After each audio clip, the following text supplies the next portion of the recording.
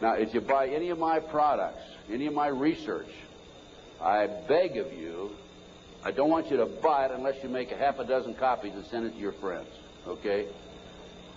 The name of the game with me is not copyright. I could care less about copyright. The name of the game is education, education, education. We need to know what's going on in this country today. So anything, any of my research that you buy, please make copies and get them out to your friends. That's what it's all about. First of all, let me say thanks a lot. I appreciate the opportunity to be here. I don't know if you know it or not. Some of you do, some of you don't. Former head of the FBI, Los Angeles, California, retired in 1979, March. And shortly after my retirement, I was asked to investigate the Jeffrey R. MacDonald case as a private investigator. He's a former Green Beret doctor who was convicted of murdering his wife and 2 children in Fort Bragg, North Carolina, February 17, 1970. It's a long story. I put in about 2,000 hours on the case. When the case first began, my investigation first began, I told Dr. MacDonald that I would investigate the matter for him. He had just been convicted and was sentenced to 3 consecutive life sentences. I think I'm going to sneeze. I didn't make it. Okay. 3 consecutive life sentences. I told him if I found out that he was guilty, I would no longer be on the case. I would drop my investigation. Much to my surprise, from the evidence that I read, information that I developed over a period of several years, I've established beyond any question of a doubt that this man is absolutely innocent. And on October 25, 1980, I obtained a signed confession from Helena Stokely, the girl in the floppy hat, if you know the case. By the way, there was a best-selling book, Fatal Vision, and a movie out on this. And the girl in the floppy hat said that Dr. MacDonald did not commit those crimes. They were committed by my satanic cult group. And it was my initiation into the cult that night. And she gave me detailed information about the movement within the house that night, who did what. And I said to her, Helena, how do I know you're telling me the truth? And so one of the questions I asked her, the whole series of questions I asked her, and this is on audio video in some instances, the video, but always on audio. She said, I said, Helena, tell me about describe the jewelry box on the dresser in the master bedroom. And she described it right to a T. And just to make sure, I went down to Sears Roebuck and got a catalog and brought it back. And I said, Helena, pick out the jewelry box in this catalog that was on the dresser. She picked out the jewelry box. It matched. Also, she told me that she attempted to ride a rocking horse in the child's bedroom that night. But she couldn't ride it because the spring was broken. The only way she could have known that spring was broken was to have been there the night of the murders, February 17, 1970. So anyway, I submitted a 1,200-plus page report, actually 1,100-plus page, almost 1,200 pages, in March of 1981 to the FBI, Judge Webster, with a personal letter. He was director of the FBI. And I said, Judge, I believe this man is innocent, and he'd run out of money, and, you know, I'd continued to work it as I usually do. And I think that the FBI should continue along the lines of my investigation. And much to my surprise, I started receiving, by the way, it also went to the FBI and to the U.S. Department of Justice, the Solicitor General's office. And much to my surprise, my witnesses, my 19 new witnesses, including Helena Stokely, started calling me and saying, hey, Ted, the FBI has interviewed me. They're trying to get me to recant. And I'm saying to myself, that isn't the responsibility of the FBI. The FBI is supposed to gather information, not destroy it. And that was my first clue that we had a serious problem in that case. And then I continued on, and I had a number of other cases that I handled privately. And in each instance, I noticed evidence was lost, destroyed, stolen. I noticed that there were strong indications of corruption. So I asked myself, now what's going on here? And over the years, I started gathering material until about 2 years ago. Up until about 2 years ago, I kept saying there's a loose-knit network operating in this country involving drugs, pedophilia, pornography, prostitution, corruption, etc., etc. 2 years ago, from my research, I'm convinced it's much more serious than that. It's more than a loose-knit network. It is a conspiracy. And you know how the news media comes after us when we use the word C, conspiracy, that C word. Well, they can come after me all they like, because I guarantee you right here and now we do have a conspiracy, and I'm going to prove it to you here today. Now, one of the things that convinced me and really got me started in this regard, by the way, this conspiracy involves pornography, drugs, corruption, involves pedophilia, involves organized child kidnapping rings, the finders out of Washington, D.C., CIA cover, covert operation, involved in the international trafficking of children, terrorism, bank accounts, and it goes on and on. By the way, I strongly urge you to go to my booth after this lecture and get my research, my book and my research on missing children. We're going to go into that a little bit in the lecture. But my missing children lecture documents that the finders, an organization in Washington, D.C., this CIA front. It's a covert operation. They're involved in the international trafficking of children.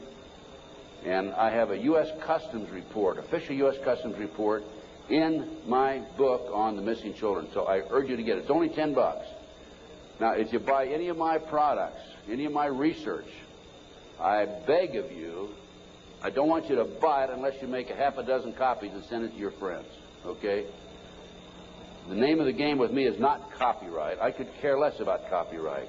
The name of the game is education, education, education. We need to know what's going on in this country today. So anything, any of my research that you buy, please make copies and get them out to your friends. That's what it's all about.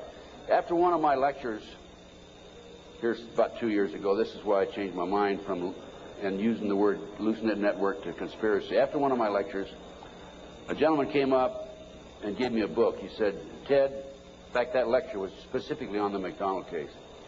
Ted, here's what it's all about. Take this book and read it.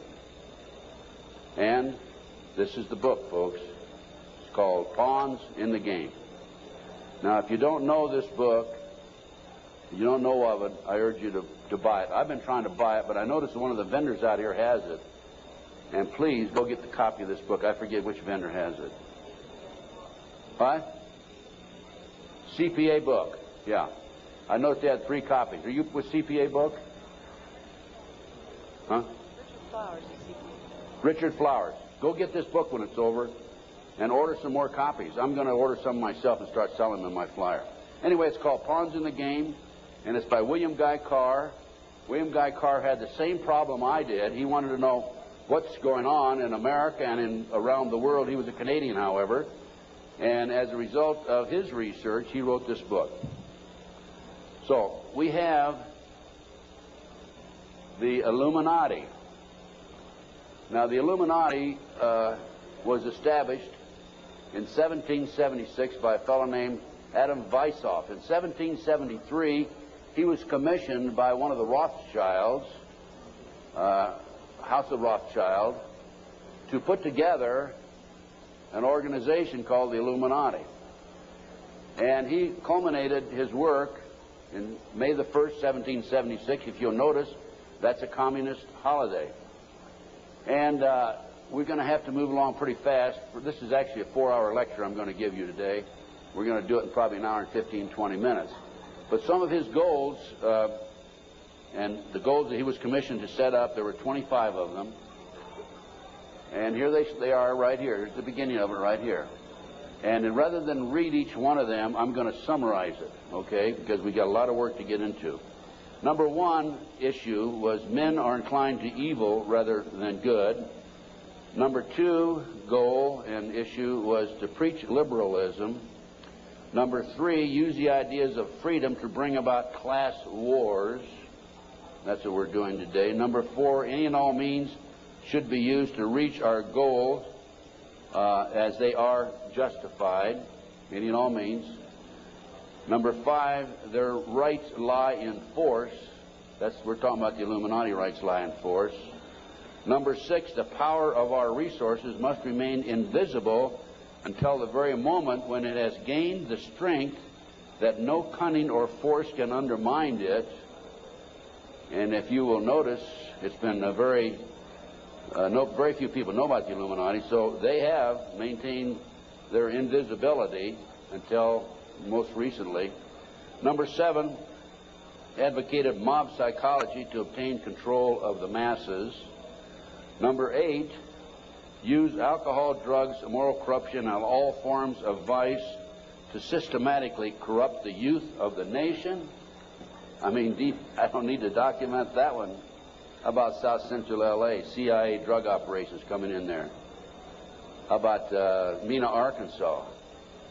Drugs coming into this country, arms and munitions going out. If you don't believe me, talk to Terry Reid, talk to Chip Tatum, talk to some of these other individuals who I know personally know.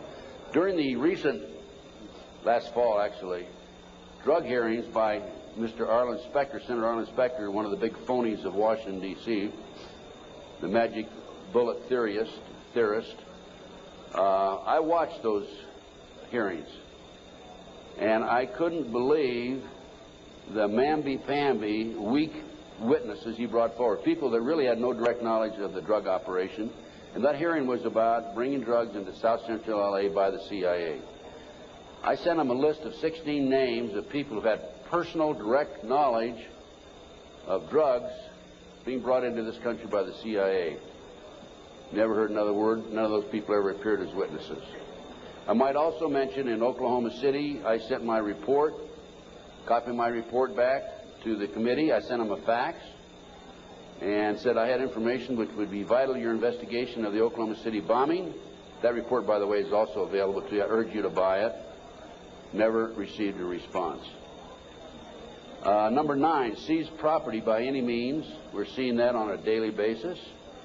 Farmers, businessmen, people who are arrested on nebulous charges, their property's being taken away from them. Here's an example right here. This lady right here, she lost everything. Everything. They've come out and raided her house twice, Linda. Twice, Linda. This lady had a house that she bought before her marriage. It was in her name, and they seized it. She no longer has that house. Number 10, deal with the use of slogans such as equity, liberty, fraternity into the mouths of the masses in psychological warfare. Boy, if that isn't Bill Clinton, I never saw it and never heard it before. That man is unbelievable. As former Congressman Dennemeyer describes him, he's a draft-dodging, womanizing, pathological liar, and he certainly fits into item number 10. Number 11 dealt with war, number 11 theory and goal. In 1773, Adam Weishaupt set down policies that were publicly announced in 1939, folks. 1773, publicly announced 1939 by Britain and the United States. And the war should be directed so that the nations on both sides are placed further in debt and peace conferences conducted so neither combatants obtain territorial rights. Yalta. Perfect example. Stalin, Roosevelt, Winston Churchill after World War II. Number 12, told those present that they must use their wealth to have candidates chosen to public office who would be obedient to their demands and would be used as pawns in the game by the men behind the scenes. The advisors will have been bred, reared, and trained from childhood to rule the affairs of the world. We have that today without any question. The men behind the scenes. Number 13, control the press. If you heard my lecture yesterday on Oklahoma City, I documented that the mainstream media is being controlled by the big power people, by the phony politicians, by the bureaucrats, without any question about it. Information in the media. I have an itchy nose today. Maybe I'm going to kiss a fool or something, okay? We have a documentation of that, and I have that in some of my lecture material out here and also my books. Number 14, their agenteurs will come forward after fomenting traumatic situations and appear to be the saviors of the masses when they are actually interested in just the opposite, the killing of the masses. The riots in Watts, the riots in South Central LA, folks. Number 15, create industrial depression and financial panic, unemployment, hunger, shortage of food. Use this to control the masses or the mobs, and use the mobs to wipe out all those who dare to stand in the way. Well, I'll tell you right now, every expert I've talked to is talking about food shortage. And it's coming, I'm convinced. And we also know about the market crashing here in October. I had a market specialist on my radio talk show, and if you don't listen to my show, I urge you to, because it's a real good, solid education for you. Just this week, George Green, he was also on my show on October the 6th. George told us on October the 6th there would be a crash of the market in October. It came. Now he told us this week there will be another crash, and it will drop, he thinks, 2,000 points. So we'll see what happens. I hope it isn't true. Number 15, create industrial depression and financial panics, unemployment. I've already covered that. Number 16, infiltrate into the secret Freemasonry to be used for their purposes. That's been documented many times. Number 17, expound the value of systematic deception. Use high-sounding slogans and phrases and advocate lavish promises to the masses, even though they cannot be kept. Again, Bill Clinton. George Bush was good at that, too, by the way. What's the difference between the Republicans and the Democrats high up? None. Zero. You know, Mr. A, who has a booth next to mine, mysterious Mr. A, he talks about subliminal messages. If you look at the logo of the Republican Party, you know the elephant with the 3 stars across the top? Well, if you look at it today compared to 2 years ago, the stars have been inverted. The point used to be at the top 2 years ago. Now the point's at the bottom. Satanic, folks. I can't say for sure, but that's a subliminal message. Inverted stars. Number 18, detail plans for resolution. Discuss the art of street fighting, which is necessary to bring the population to a speedy subjection. Number 19, use their agentures as advisors behind the scenes after wars through secret diplomacy to gain control. Number 20, establish huge monopolies toward world government control. We're seeing that today, the huge monopolies. Number 21, use high taxes and unfair competition to bring about economic ruin by controlling raw materials, organize agitation among the workers, and subsidizing competitors. GATT, NAFTA. Number 22, build up armaments with police and soldiers sufficient to protect our interests. A few years ago, we had 11 federal agencies that were authorized to carry sidearms, firearms. Now we have 39. Number 23, members and leaders of the one world government would be appointed by the director. Okay, Presidential Directive 25 allows the president, by the way, this is classified, secret, not available to the general public, allows and orders that the President of the United States, in the event of a conflict or a crisis in this country, transfers the power, his powers, over to the Secretary General of the United Nations. Number 24, infiltrate into all classes and levels of society, of government, for the purpose of fooling, bemusing, and corrupting the youth members of society by teaching them theories and principles that we know to be false. This is the outcome-based education program being shoved down our throats by the United Nations. Number 25, national and international laws should be used to destroy civilization. There's talk about the world population being decreased to 500 million, the United States population being decreased to 20 million. And we look at the war that we had in the Gulf War syndrome. Look at the people that died there.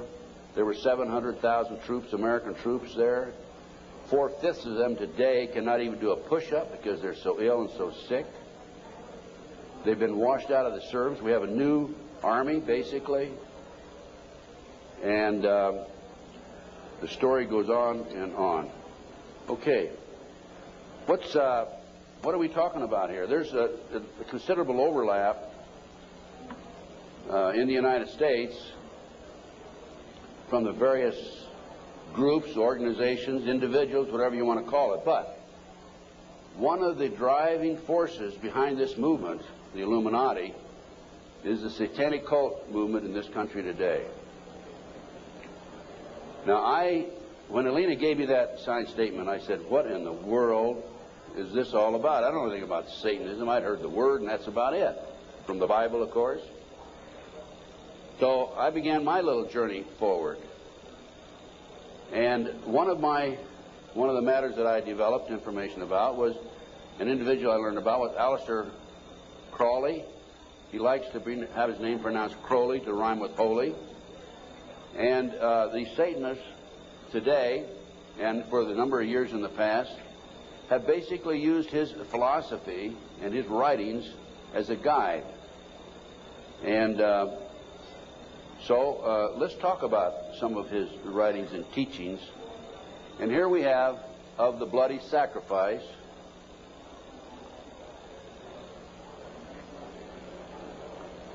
And here we have the blood is the life.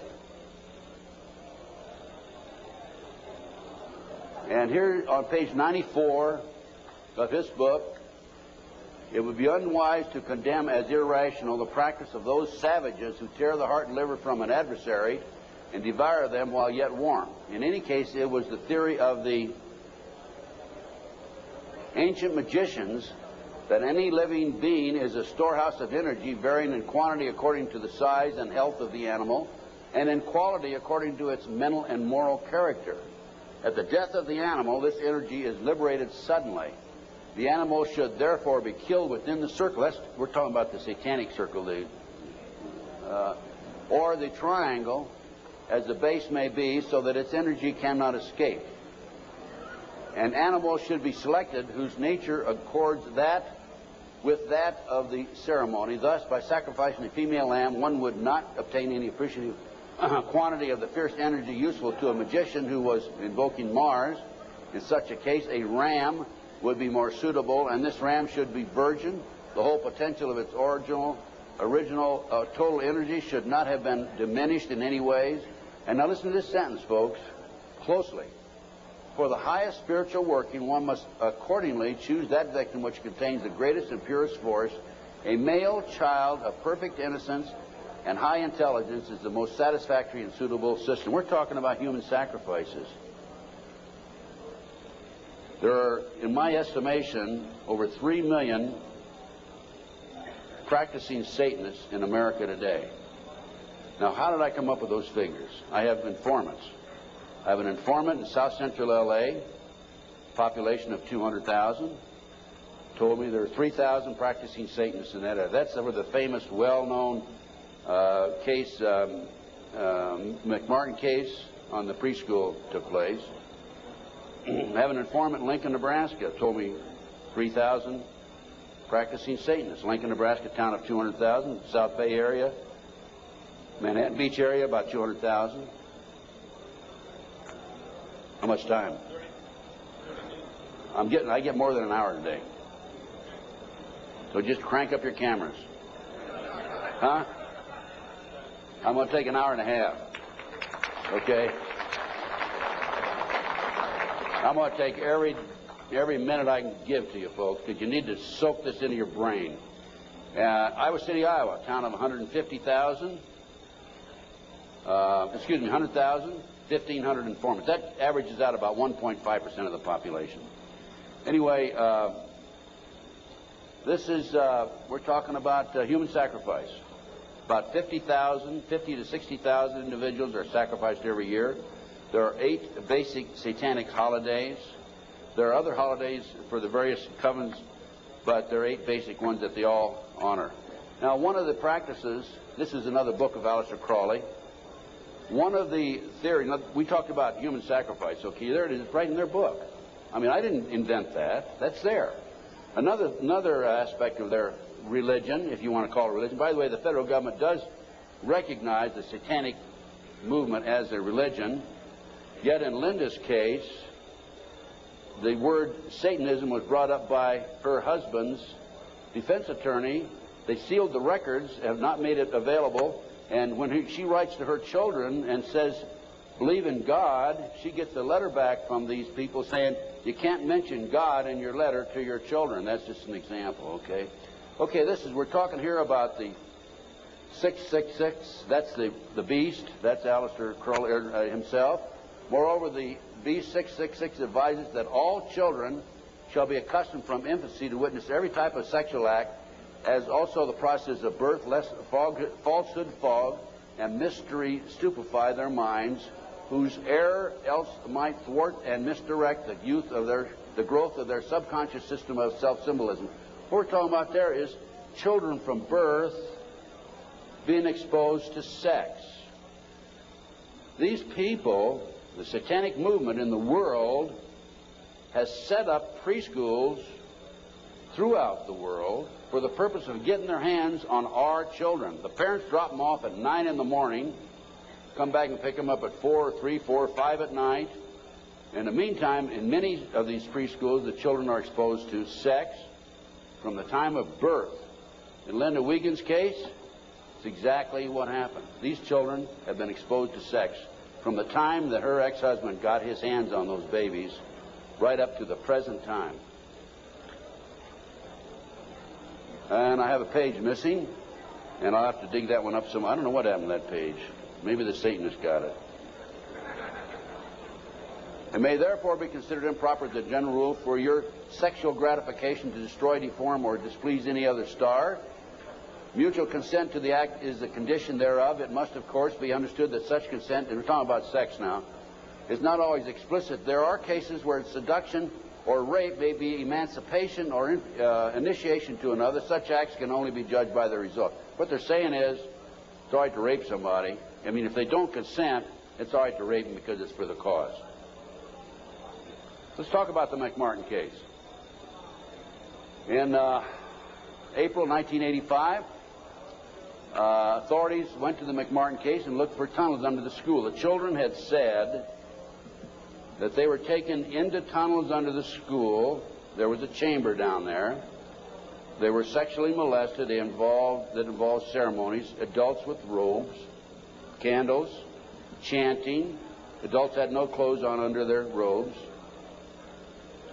And they were taken up into a tunnel and a triplex, a bathroom trapdoor of the triplex next door.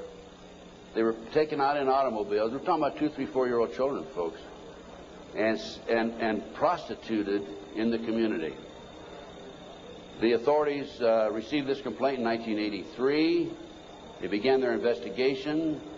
The authorities finally, in 1985, went out and decided to look for the tunnels because they said the children were hallucinating. The children also said that they were taken by air up into a mountainous area where they were exposed to satanic ceremonies based on what they described, and brought back in time for the parents to pick up the kids. So the authorities didn't find anything. We're getting off. Pull those next slides.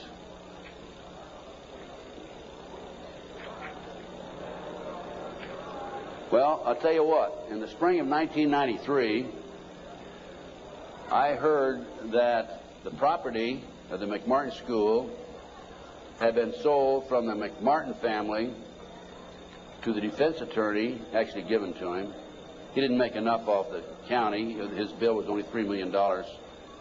And from there, he said he was broke and he sold it to a contractor. The contractor was going to build an office building on the space. And I heard that the contractor had this property. And so I went out and contacted him. And I said, dear sir, I would like to have access to that property. He said, I'll give you 2 weeks. I signed a contract, assumed liability, and along with some of the parents, we hired an archaeologist from UCLA, Dr. Gary Stickle, knowing full well that I'm not qualified to say there's tunnels under there, even if I found them. And we began our dig. At the end of 2 weeks, I had to stall, because Dr. Stickle was not quite ready to admit there were tunnels. It took us 34 days. At noon the 34th day, with the bulldozers, with their motors running, ready to knock the building down, he was going to knock the building down and then build this office building, Dr. Stickle said, you know, I can say without any question right now, there have been tunnels under the school, they were filled in. Now, I'm going to show you the documentation on the tunnels. This is, no, keep it there, keep that there. This is the, what we found. This is a preliminary report. I have a 186-page scientific report available to you out here if you're interested, by the way. We found a 9-foot wide subterranean entrance under the west wall of dog room. There were 4 classrooms. That was Ray Bucky's room. By the way, Virginia McMartin and Ray Bucky were tried. Virginia, the grandmother, was acquitted. Ray had a hung jury. And we found these tunnels in the middle of the second trial of Ray Bucky. They could have been used to convict him. We called the prosecutor. He sent his investigator out, Mr. Perez. Mr. Perez told me, I don't want you entering in my conversation with the archaeologist. I said, why? He says, you're too argumentative. And I said, well, okay, you go in and talk. I'll just keep my mouth shut. We went in, he talked, and he argued with the archaeologist. Here's an investigator not qualified to talk about tunnels. He said, there aren't any tunnels there, and the archaeologist, of course, argued. But anyway, they didn't use that evidence, strong evidence, in the second trial. They ignored it, right in the middle of the second trial. I might mention this. The children identified professional football players, professional baseball players, household name actors, actresses, and the son of the leading politician, not a leading politician, the leading politician in Los Angeles as being perpetrators. Okay, we found an avocado tree root cut on both sides of the entrance, and I'll show you this in just a few minutes. The entrance of the tunnel, as I said, it was 9 feet across the top, and on one side was a live avocado root, on the other side was a dead avocado root. They had to cut that out. We have this, by the way. We found a plastic Disney bag, copyright 1982, about 4.5 feet below the classroom floor, and 3 to 6 inches in from the entrance and under the foundation. Now, the reason that plastic Disney bag is so important is because we think that they filled the tunnel in 1982 when the complaint was initially brought to the attention of the authorities. I said 83 earlier, it's 82 when the complaint was made. And when they filled it in, the plastic Disney bag somehow or other flew in there as they were filling it in and nobody noticed it. Now, who says there is no God, right? What documentation, fantastic documentation, that tunnel, the entrance to that tunnel, this is right at the entrance, was filled in 1982 or sometime subsequent to 1982. Mr. Ken Lanning, the outstanding, know-it-all FBI expert, behavioral science, says that I took that garbage bag in 1993 out of a trash can and placed it there, that I planted evidence. Of course, Mr. Lanning says there's no organized satanic movement in this country today. There's only a few dabblers here and there. Thank you, sir. We have another 3 hours to go, okay? Can you hang in there? Okay, the tunnel proceeded south, then 45 feet through classroom 4 and 3 and north, then 10 feet within the classroom 4. The tunnels were 30 inches wide, 44 to 46 inches deep, with the top of the tunnel 30 inches under the classroom floor. The children were able to walk through it. We're talking about young kids now, right? The adults had to stoop down and walk through it, but they could do it. The tunnels were built in kind of a triangular, or I should say a semicircle type, so that they had natural support, I guess. These people know everything. They're brilliant. The footing between classroom 3 and 4 was arched, for the tunnel passed underneath it, and 12 inches shorter in depth at this location than the same footing 12 feet to the north. I'll show you that in just a minute. That's significant, because the arch was where the tunnel went, and it was arched in that particular location, whereas 12 feet away, it was 12 inches longer or thicker. Footing between, let's see, there were 4 large upright containers were found in the tunnel under the arch, obviously hand-placed. A 9-foot wide chamber was found along the tunnel across classroom 4. The top of the chamber and the top of sections of the tunnel had layers of plywood covered with tar paper, which had apparently been supported by cinder blocks and 2x2 and 2x4 wooden posts found underneath. Tunnel features made it evident that the tunnels had been hand-dug. The 7-foot tunnel extended into the triplex next door. Tunnel extended from the bathrooms off the office and classroom 1 to the front yard of the triplex next door. Front yard concealed from the street by a 3-car garage. Children described the entrance and exiting tunnels in the triplex yard exactly where the tunnels and exit were found. A 39 by 41 inch area under a hole cut in this neighbor's bathroom floor had been excavated and subsequently tilled. Now, that was where the kids told us ahead of time that they were taking it up in a trapdoor in this bathroom. And there was a crawl space in the house about like this, and we got one of our skinny archaeologists to go in there, take pictures. The bathtub protruded underneath the floor of the bathroom. There was a bathroom in the back of the same building in another apartment. It did not protrude there. This was the space we're talking about, 39 by 41 inches. Just enough room for a kid to come up and be taken out. Other significant facts: small white plastic plate with 3 pentagrams, hand-drawn on the top of the light green paint, was found by the archaeologists. Pentagrams were hand-drawn by an adult and not part of the manufacturer's design. Many other artifacts were found whose analysis will be released upon completion of the test. The analysis has been released. That's the scientific report I told you about. No doorknobs were on classroom 3, only a dead bolt lock.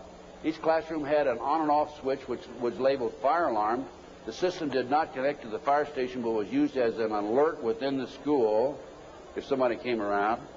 More than 2,000 artifacts were found under the school floor, including over 100 animal bones. Due to the constraints and time constraints and so forth, we had to discontinue the process on noon the 34th day. By the way, this cost us, a lot of people donated their time. It still costs us money. It cost us between $55,000 and $60,000. I personally put in $17,000, which I ended up, in many instances, paying over a long-term period payment plan. This is a floor plan of the whole lot. There is, right there, the building itself.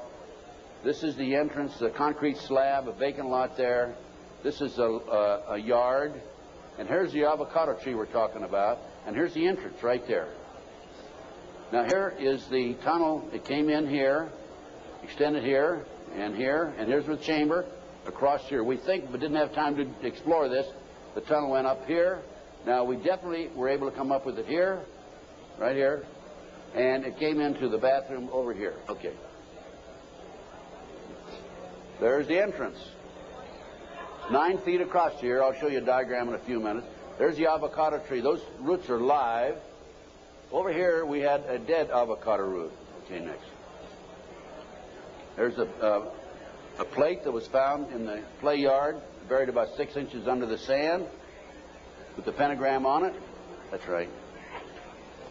And here's a diagram of the tunnel. This is the entrance to the tunnel. Now that's the floor, the footing for the classroom 4. Here's the plastic Disney bag, was located right there, partially under the footing and partially out. And this AF means artificial fill. And this was the shape of the entrance. Okay.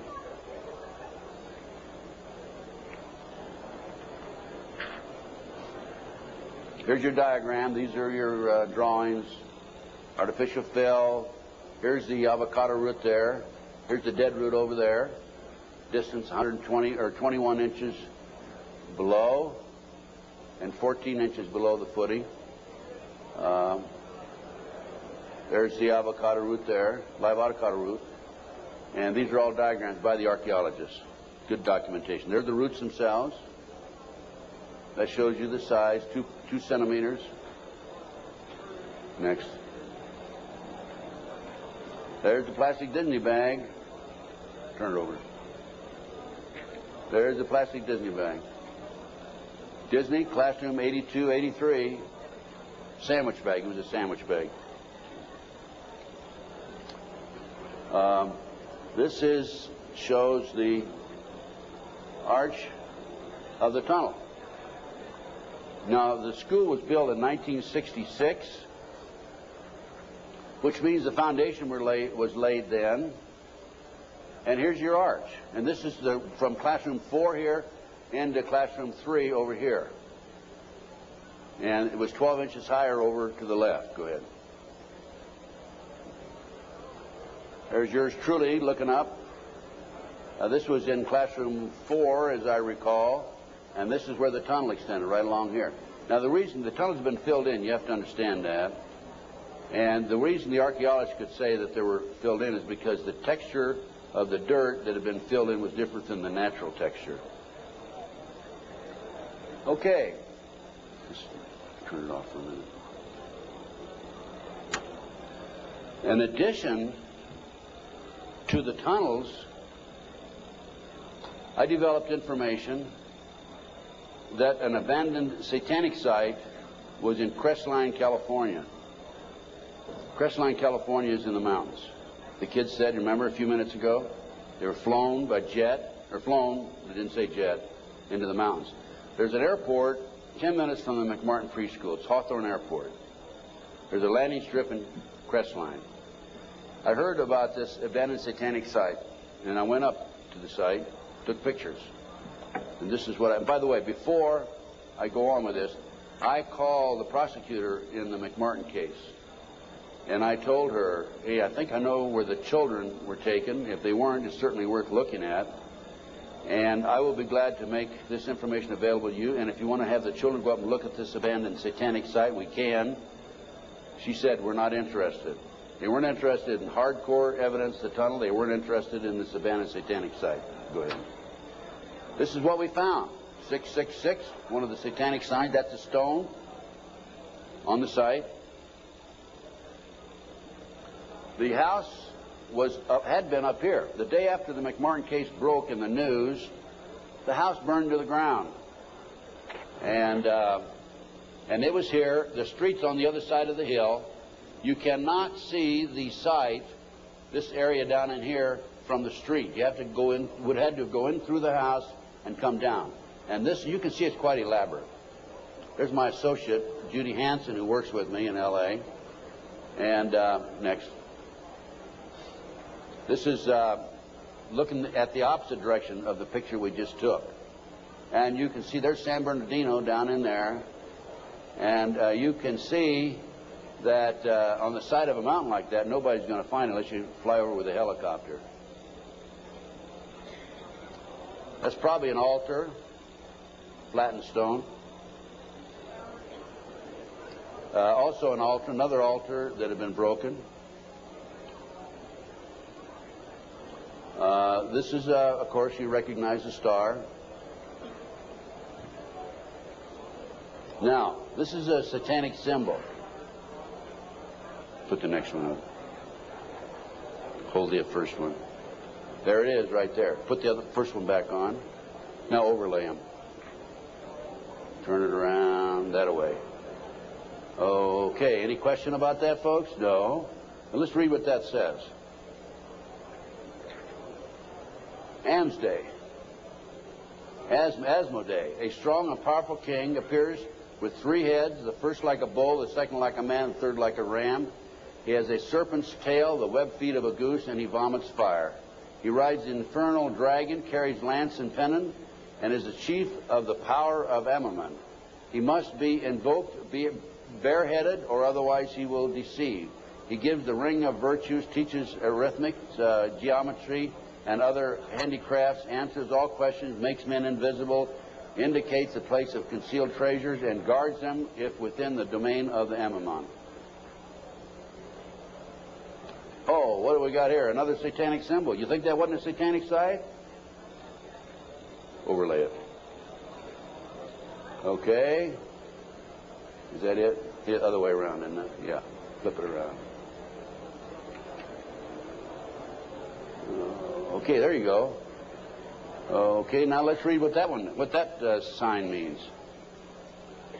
That is the seal of Adam's scale. I guess no, that's the wrong one. That's the one before. Belial, a mighty king, created next after Lucifer, appears in the form of a beautiful angel seated in a chariot of fire and speaking with a pleasant voice. He fell first amongst the superior angels and went before Michael and other heavenly angels. He distributes preferences of senatorships, causes favors of friends and foes, and gives excellent families. Familiar. He must have offering and sacrifices made to him. Next. And there's another satanic sign. I couldn't make that one out, so I couldn't match it with anything, obviously. Here's some ovens.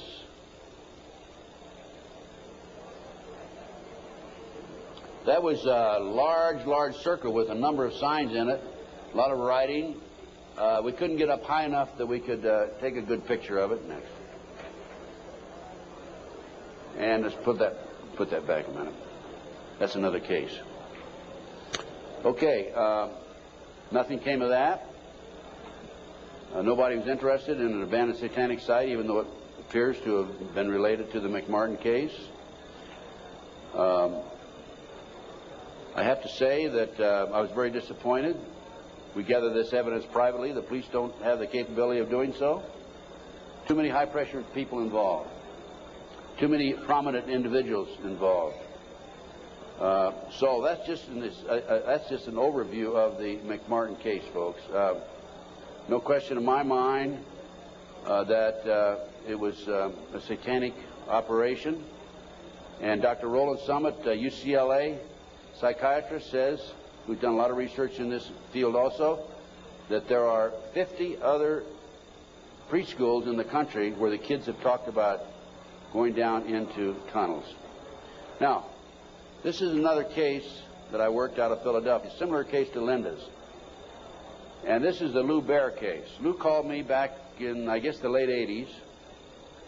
And he said that he had gone underground with his children. The great FBI came in with their SWAT team, as they did with Linda, raided his house, grabbed him, put him in jail, took the children, turned them over to his ex-wife, whose boyfriend, according to the children, was sexually molesting them. And Lou said, what can I do and how can you help me? So I was willing to go back and testify for Lou.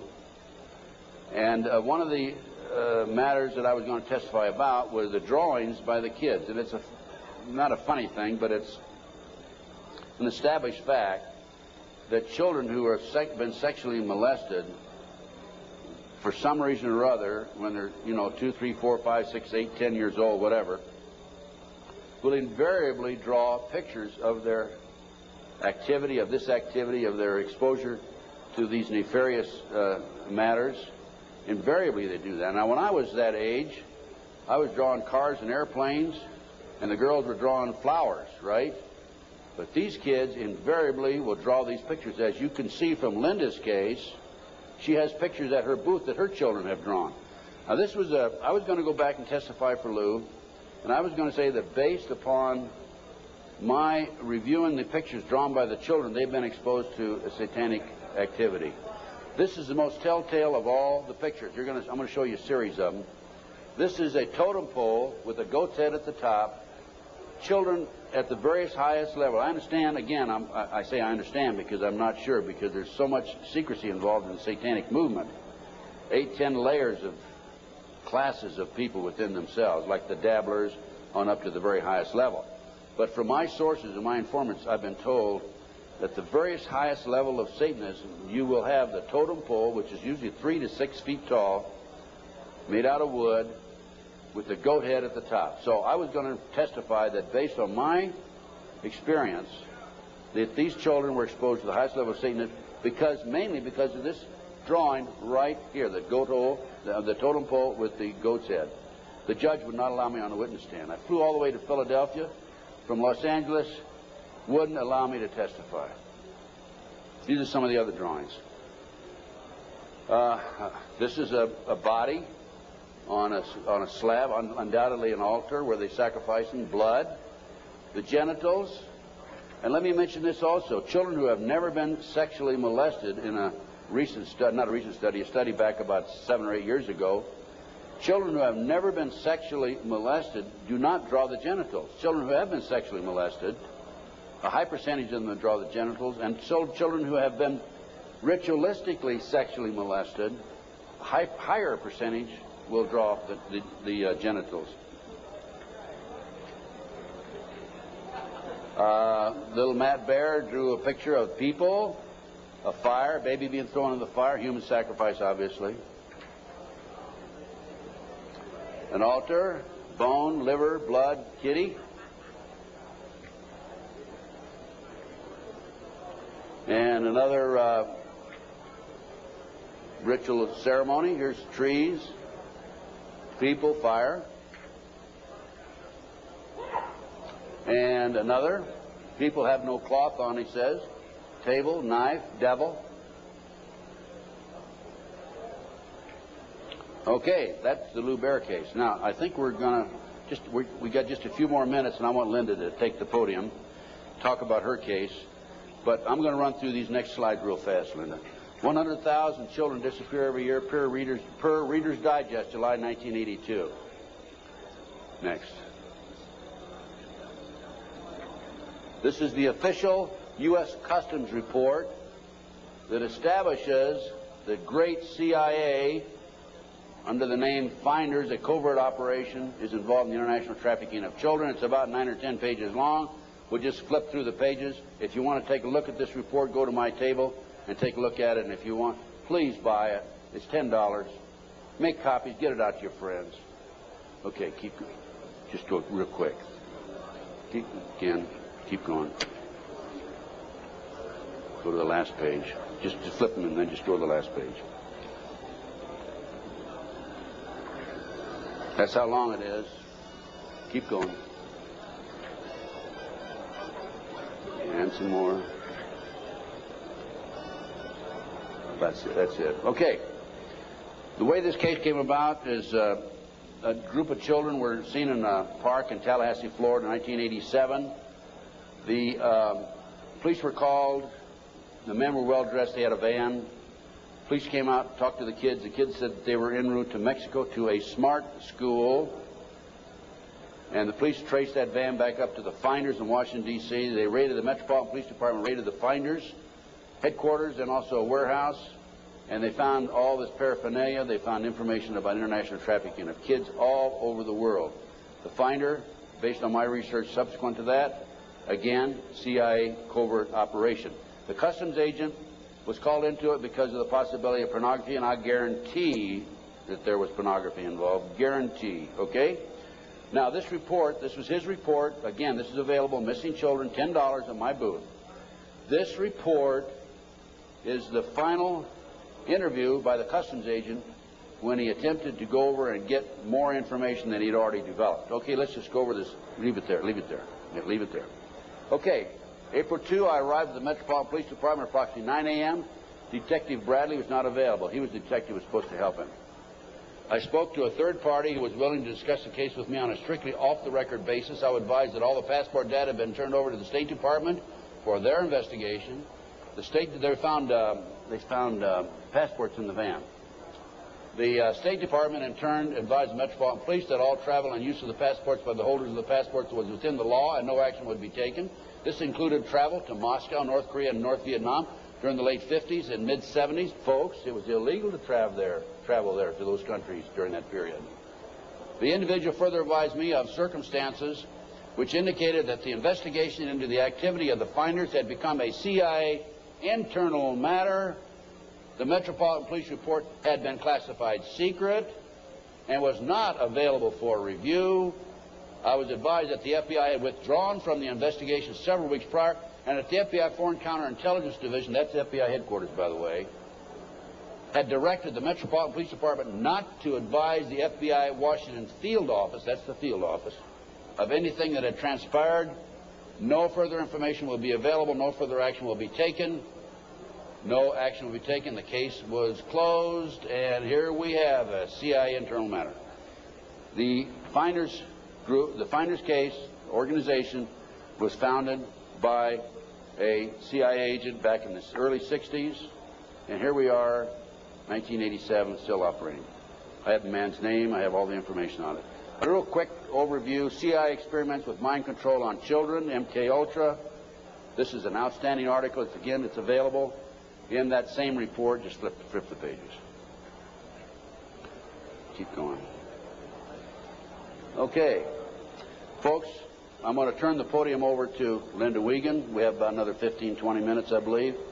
And Linda's going to talk about her case. This is one of the most classic examples of corruption I have ever seen.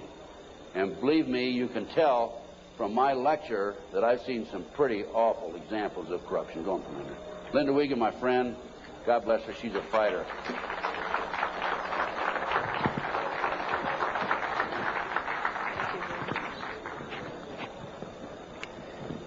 Thanks. I'm here to tell you I'm a living, breathing example of what happens when a satanic cult abuses your children. And sometimes I put slides above the abuse, but after seeing the slides of the children this morning, I think you understand what this is about. And there's pictures over at the booth right out here. The devil to me, maybe 10 years ago, was something that was, I went to Catholic church. I'm still Catholic and Christian. I went to church, and the devil was something out there that you didn't want to talk about at night, and you didn't talk about in the dark, and it was just something in science fiction movies. My children disclosed just sexual abuse in early 1993. They were masturbating. They were pulling their pants down at the supermarket. They started having oral sex with my St. Bernard, inserting pens and pencils into the dog's rectum. The behavior got worse and worse and worse. I woke up one morning. I don't usually talk about this stuff. I woke up one morning to the bread, the butcher block that you cut bread on, because I'm a vegetarian, so it wasn't a butcher block. And there was a huge bread knife in the middle of the butcher block with a big pool of ketchup in the middle of it. And that was on my kitchen table. And I said to my children, what is this? Who did this? What does this mean? And my son John said, Mom, this is some of the things that we have to see and that have been done to us. I knew I had a big, big problem, and I had no idea what it was called. I called all over the country. I had children's drawings for the police. My husband was under arrest for sodomy and oral sex with my children. And I had all kinds of drawings that had circles and people with, there was black candles always in the middle of these tables, and all this oral and anal sex pictures. And I went to the Catholic Church and I said, I don't know what this is, but it seems to me these drawings are significant. There are all kinds of symbols I don't understand, and devil heads and goat's heads, and I had no idea I did not know what satanic ritual abuse was. Church asked me if I ever had a psychiatric exam. And I said, actually, I'm completely sane. I just know that there's symbols in these pictures. No one would help me. Even though there was a prosecution going on, they said if you ever bring up satanic ritual abuse, your credibility is lost and you'll just be a kook and it doesn't exist and it's not organized in America. Just focus on child sexual abuse. So I took my children to a child sexual abuse hospital. And while they were being treated, and I had legal custody of my children, and my husband and his lawyers and the judge found out my children were in an expert hospital, they confiscated my house, everything I've ever owned, from my baby pictures to my clothes. I walked away with literally the clothes we had on our backs. Took my cars, my federal post office box mail, my income, my assets. I lost everything by taking my children to an expert on child abuse. It was trying to stop me from what my children could disclose from being uncovered, to try and just break that we had no assets to have my children have medical attention. The children were being treated for sexual abuse, and I had provided all the documentation. And one day the doctor said to me, I need you to come into my office. She said, this is a classic case of SRA. I had no idea. I mean, SRA, is that like an Irish Republican Army thing? I don't know what SRA is. She said, satanic ritual abuse. And she showed me the drawings that the children were doing in her office, and they were of blood sacrifice, of people cutting their arms and dripping blood in chalices, of chalices with devil heads, and on and on and on. It includes group sex. It includes children being killed. And I remember I just felt like my guts were just punched out of my body. I did not know what to do. I didn't know where to go. I called every organization in the country asking for help, children's organizations. And no one wants to acknowledge satanic ritual abuse. And all the child abuse organizations only say that they lobby. They don't actually help people. And so my quest to save my children has taken me here. And as a consequence, and I can tell you here today, there are other mothers who are here today to ask me for help who have children that were victims of satanic ritual abuse. And it's really hard for me because I'm only one person, and my life has been annihilated, although I have to say it's being rebuilt for the better. But John and Ben, my boys, are 11 and 8, and have lived for 15 or 16 months in the home of a satanic abuser who has been documented as a member of a cult, who 25 people and the state's attorney in Connecticut are investigating and have substantiated sexual abuse and the cult. And yet the governor and no one has been acting to protect my children. So it makes me wonder just how high this goes. But I'll tell you a story about a little boy that affected my life, and I guess it's besides John and Ben, who I always think about and who I want to stop this from ever happening to another child again. I heard a story about a little 8-year-old boy. His mom had taken him to protect him, and they were found. And I had been underground for 3 years, by the way. The mother and this little boy were found. The little boy was taken to a basement. He was crucified alive. First he was skinned. When they torture the children, it causes a physical reaction of the endomorphins in your body to just increase because of the terror and the pain. So when the Satanists drink the blood, they actually get like a chemical, a high, like a drug high from the blood of a tortured victim. And this little boy was found in the basement dead, with no blood, skinned alive and crucified. This cannot happen to any more children. I can't do it alone. My children are there. It's really hard. I need each one of you to know this is not a fairy tale. This is not something out of science fiction. I was a mom who ran a charity and baked oatmeal cookies for my kids. And because my children are victims, I have to stand here and I have to tell you these horrible stories. And I could tell them all day and all night, because both Ted and I get letters and calls for people begging for help all over the country right now. And the only way we can help them is to help save John and Ben first, set the precedence. We will not tolerate this anymore, not only to the children, but to our own lives. And we will not tolerate this. We must stand together. And I ask you to please, especially prayer and donations and letters, and help me save John and Ben. And then the rest of us are forming a task force to go around the country and start saving everybody else. Thank you very much.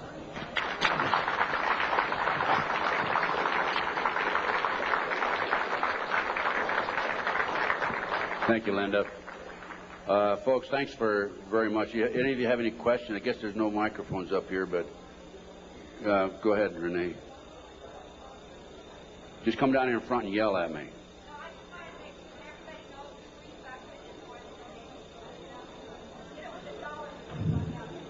It's immediately behind this curtain on the left, and if you can just go put a few dollars in the basket there, it'll help. What we have now is we have a team of investigators organized in Connecticut. Many of them are working on a voluntary basis. Some are charging a minimal amount, the discount rate. We have attorney fees. We have filing fees to file the civil rights federal violation case against the 4 judges. And the state of Connecticut, which was filed here about 10 days ago, cost us $1,000. We served the 4 judges, 2 attorneys, and the governor with letters just about 2 days ago telling them unless they release the oldest boy back to Linda. By the way, this boy is not the biological son of the ex-husband. He never adopted this child. Unless they release this child back, we're going to file criminal felony charges against the judges and the governor and others in the state of Connecticut. And we're not kidding. We're going to do it, okay?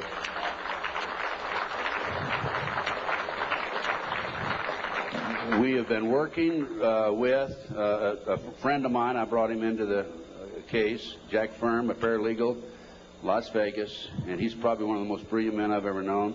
He's doing circles around these attorneys who have taken thousands of dollars, by the way, and he is really responsible for what's happening today more than anybody else. We're all a team, but still he's the one main man in the arena as far as the law is concerned. Any other questions that we have? Yes, come on up to the microphone, please. Come to the microphone, because they need to get this recorded. We listen to your stories, and we wonder if this happens to us or our family or anyone. Where would you go, and who would you go to? You quit the FBI. Terry Reid quit. And you implied that the governor, right on down, and, the president and all are crooked at the dog's hind leg. Who would you talk to if you had a problem tomorrow? Who would you talk to if you had a problem tomorrow? Give me a call. I'll help as best I can. I have a network of people that can probably help you. I have a number of people contact me over the last several years, and I refer them to other experts. And we'll have to take each case at a time, but if we can help you, just give us a call. I have a flyer out here. It's got my phone number on it. No, I'm referring to something happens here in Denver. I need help.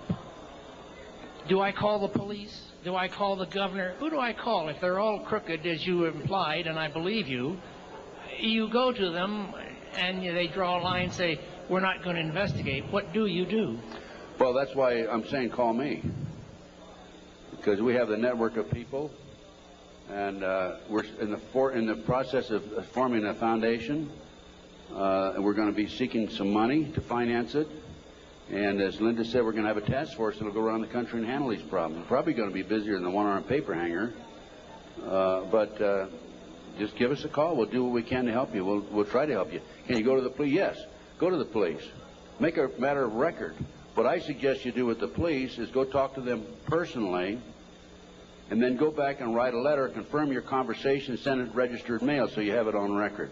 Anybody you talk to in these type cases, make sure you have it a matter of record. Certified mail. Yes, question. Yes. Will you name public profile figures that were suspects out in the California case? The people that were named by the children? Can you do that? No, I can't name them because I can't prove it. All I can tell you is what the kids said. And the kids, they basically have said that the children were not credible. And I think if I said anything, I'd be opening myself to a lawsuit. I'm not afraid. If I could name them without being sued, I would. But believe me, they're very prominent people. They're household words. What elements of possible satanic abuse do you see in the John Bonet case? Interesting question. What elements of possible satanic activity do I see in the Bonet case? I can't prove it. From the day that case broke in the news until today, I see signs of it, indications of it. The tourniquet around the little girl's neck. One of the practices that they have in their mind control activity is to take a child right up near death and then bring them back from close to death. I would suspect that that's a possibility here, that they took this child too far and the child passed away. I don't know again, but I'm saying based on my experience and expertise, good possibility of that. I'd say there's a good possibility that, in fact, I'm confident that the family knows much more than what they're telling. The fact that they were not cooperative for a number of months would indicate that. My instincts tell me that. I would have to say she was probably a victim of a pedophile operation or a pedophile ring, which dovetails into Satanism and cult activity. Any other questions? Well, thanks, folks. I enjoyed appearing before you, and I hope you learned something. Go buy some of my research and make copies and pass it out. Education.